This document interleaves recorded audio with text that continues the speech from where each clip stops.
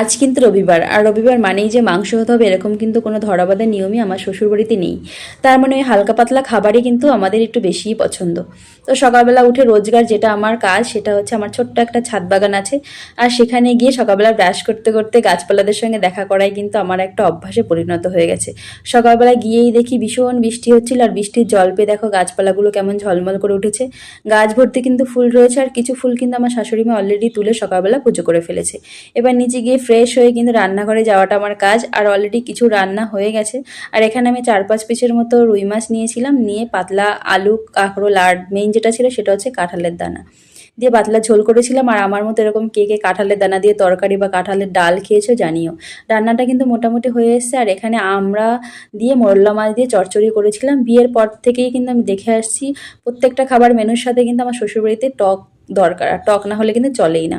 যাই হোক, রান্নাটা হয়ে গেছে, এবার কিন্তু আমি থালাটা সাজিয়ে নিচ্ছি। দিয়েছিলাম 2 পিস বেগুন ভাজা, 1 বাটি ডাল, যেটা বাঙালির সব থেকে প্রিয় খাবার, আর মাছের ঝোলের তরকারি, আর আমরা দিয়ে মোরলা মাছের চচ্চড়ি, আর ইয়া বড় সাইজের একটা ভাজা লঙ্কা।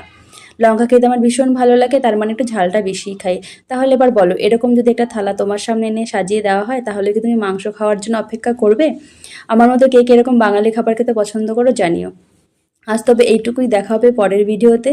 আর ভালো লাগে আমার চ্যানেলটাকে কিন্তু অবশ্যই সাবস্ক্রাইব করে দেবে। আজ তবে আসি, টাটা।